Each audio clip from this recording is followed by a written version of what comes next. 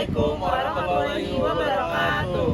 Kami dari kelompok 9 mata kuliah RTL, izinkan kami memperkenalkan diri terlebih dahulu. Saya sendiri Fiari Ahmad Juliansyah, MPM 48. Dan saya Randi Sadi Khalifa dengan MPM 89. Dan saya Sandra Petotari dengan MPM 101. Saya Hanadia Fairuz dengan MPM 128. Dan di sini kita akan melakukan wawancara di tempat gym dengan mengambil tema sistem pengolahan gym. Dan kita akan mewawancarai Mas Fareza selaku owner. Kita lanjut ke video selanjutnya. Mas, saya mau nanya untuk bagaimana proses pendaftaran member dan perpanjangan member di sini? Untuk pendaftaran di sini kita pakai sistem juga. Jadi misalkan untuk customer masuk, nanti dia input data diri dia dan setelah itu masuk ke sistem baru pendaftaran. Bagaimana proses pembayaran membernya? Apakah sudah terintegrasi dengan pembayaran sistem digital? Untuk pembayaran membernya itu kita ada dua, pakai cash dan QRIS, dan masuk digital juga. Untuk pembayaran sendiri itu ada aplikasinya juga nggak? Untuk aplikasi nggak ada sih. Paling kita melalui scan QR, habis itu lalu masuk ke rekening pribadi, lalu ke data, lalu ke data. Untuk membernya sendiri itu berapa ya per bulannya atau per apanya? Untuk member sendiri kita ada di member normal itu 150 plus biaya pendaftaran 50.000, jadi total 200.000. Dan kita juga ada promo. Untuk promonya itu member pelajar Apple itu dari 150 jadi 135.000 tanpa biaya pendaftaran. Yaitu bagaimana pengelolaan jadwal member, Mas? Untuk jadwal membernya itu tergantung dari customernya sendiri, dia mau latihan ke gym kapan. Dan nanti untuk latihannya itu di sini kita ada absen. Jadi untuk data customer untuk per bulan dia dapat berapa kali ke gym ini. Bagaimana absensi member saat masuk ke gym gimana? Untuk absensi itu sama aja, dia nanti datang lalu menginput data dia, absen sih jatuhnya.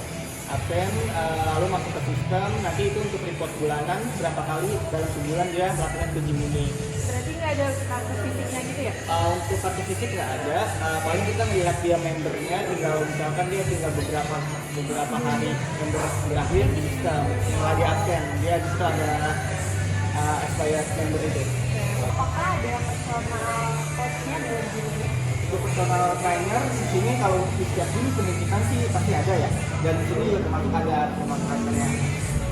Pembagian itu kita apakah bisa milih atau ketersediaan hard dari coach-nya itu sendiri? Nah untuk jadwal PT atau personal trainernya itu kita tergantung dari PT kita sendiri. Jadi kan PT itu juga banyak jadwalnya, nanti tinggal customer yang atur jadwal sama PT-nya. Jadi PT bisa kapan, customer bisa kapan. Assalamualaikum warahmatullahi wabarakatuh. Kami dari kelompok 9 ingin mempresentasikan proyek yang kami pilih yaitu Sistem Informasi Pengolahan gym dalam mata kuliah Rekayasa Perangkat Lunak. Perkenalkan, nama saya Sandi Novitasari dengan MPM 101 sebagai skenario sistem dan workflow bisnis dan juga laporan. Perkenalkan, saya Hanina Dia Fairuz dengan MPM 128 sebagai rancangan APL OFD Object Oriented. Perkenalkan, nama saya Fiari Ahmad Juliansyah dengan MPM 48 sebagai layout system interface dengan kaidah IMK database. Perkenalkan, nama saya Randi Sadi Khalifa dengan MPM 89 sebagai programming. Di sini ada aliran proses yaitu iteratif. Beberapa poin. Yang pertama, identifikasi dan koreksi dini, yaitu kekurangan dapat diidentifikasi dan diperbaiki pada tahap awal, mencegah masalah yang lebih besar di kemudian hari. Yang kedua, kemudahan versioning. Setiap iterasi menghasilkan versi perangkat lunak yang lebih baik dari sebelumnya. Yang ketiga, adaptabilitas, Proses iteratif memungkinkan proyek untuk beradaptasi dengan persyaratan baru atau tantangan tak terduga di setiap siklus. Perusahaan dapat menyesuaikan kebutuhan proyek atau klien dengan cepat. Yang keempat, umpan balik konsisten, yang berarti umpan balik yang teratur dari pelanggan memastikan bahwa produk selaras dengan harapan pengguna. Yang kelima, peningkatan efisiensi. Percobaan membantu mencapai hasil yang diinginkan lebih cepat. Proses iteratif tidak linier, sehingga memungkinkan pengerjaan banyak tugas secara bersamaan. Yang terakhir, mengurangi risiko, memungkinkan tim untuk membuat perubahan kecil dan cepat tanpa mempengaruhi keseluruhan proyek. Dan ada juga mode perancangannya berbentuk waterfall. Ada beberapa poin. Yang pertama, waterfall yang jelas, yang berarti proses pengembangan memiliki alur kerja yang terukur, terstruktur, memudahkan pemantauan dan manajemen proyek. Yang kedua, dokumentasi yang baik. Semua informasi dan progres tercatat dengan baik, memudahkan akses dan komunikasi antar anggota tim. Yang ketiga, penghematan biaya. Dengan pendekatan yang terstruktur, model ini dapat mengurangi biaya karena klien tidak terlibat langsung dalam perkembangannya, sehingga mengurangi perubahan yang dapat menambah biaya. Yang keempat, cocok untuk proyek besar. Model ini efektif untuk proyek berskala besar yang melibatkan banyak sumber daya manusia dan prosedur kerja kompleks. Yang kelima, mudah dipahami. Struktur yang jelas membuat model ini mudah dipahami, terutama bagi pemula dalam rekayasa perangkat lunak. Nah, di sini ada workflow bisnis. Yang pertama itu member dan pembayaran. Boleh di Zoom? Member datang ke admin, lalu member melakukan pendaftaran. Jika yes, maka member mengisi form, lalu memilih jenis membership dan melakukan pembayaran. Selanjutnya, admin mengkonfirmasi pembayaran, lalu admin memberikan notif ke member. Selanjutnya, member mendapatkan member ID. Jika no, maka member melakukan perpanjangan member. Selanjutnya, admin menginput data member, lalu admin mengecek data member. Selanjutnya, member memilih jenis membership. Lalu, member melakukan pembayaran dan admin mengkonfirmasi pembayaran. Selanjutnya, admin memberikan notif ke member dan member ID telah diperbarui. Selanjutnya itu ada workflow jadwal member.